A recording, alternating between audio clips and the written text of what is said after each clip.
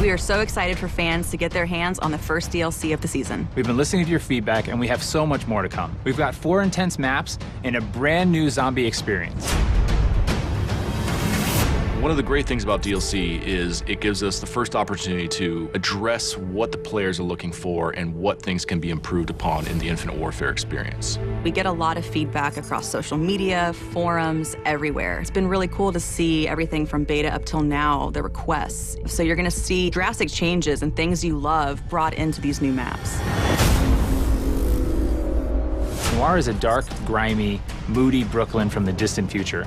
On one side, you spawn under the Brooklyn Bridge, which is kind of gritty. And then the exact opposite side of the map, it's a little bit nicer. There's cafes and parks. And then in the middle, it's just a war zone. Neon is a virtual training simulator for urban warfare.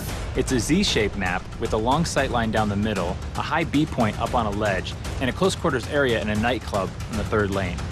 When you run around, cars will generate players. When they die, they will dissolve into a mess of polygons. It's a very interesting and fun space to be in. One of the maps in DLC 1 that we are pretty excited about is called Renaissance. It takes place in Venice. It's a very tight quarters, very fast gameplay. If you like to snipe, you're gonna love the church lane. If you like to run and gun with your shotgun or your SMG, you're gonna love skating through the interiors and engaging players. And if you're a mobile mid-ranger, you're gonna love taking your assault rifle onto the streets. Another map we have is called Dominion, and it's a Modern Warfare 2 remake of the classic map Afghan. This time it takes place on Mars. Afghan is such a revered map, not just amongst the fans, but also among everybody at Infinity Ward. It has a lot of different identifiable landmarks that everybody can remember: the crash ship, the AA guns on the hill. And we knew it was kind of an easy transition over to Infinite Warfare's theater of war. And players can now boost jump up to the lookout and counter snipers with close range engagements.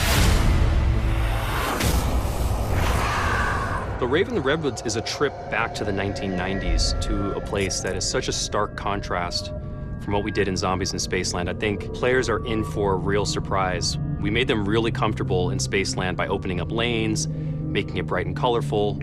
This is really a horror film brought to life in a video game form. It's going to blow people's minds. After getting sucked out of Zombies in Spaceland, our 4 characters appear in a cabin. They wake up kind of groggy. They kind of realize that they're maybe in the 90s now. As you explore outside of the cabin, you find out that you're actually in an abandoned camp that's been kind of taken over by a few hundred raver kids that are throwing an all-night rave party in the middle of the woods. The level has this dark, foreboding, kind of spooky vibe, and then the world comes alive.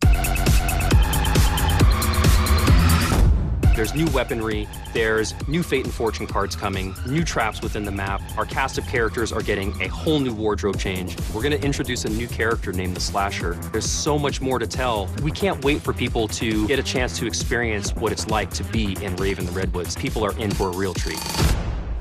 All of the devs here at Infinity Ward cannot wait for our fans to get their hands on the new content. The weapons, the quests, there's so much going into it. Fans are going to be super excited. Call of Duty Infinite Warfare DLC 1 pack will be available January 31st, first on PS4.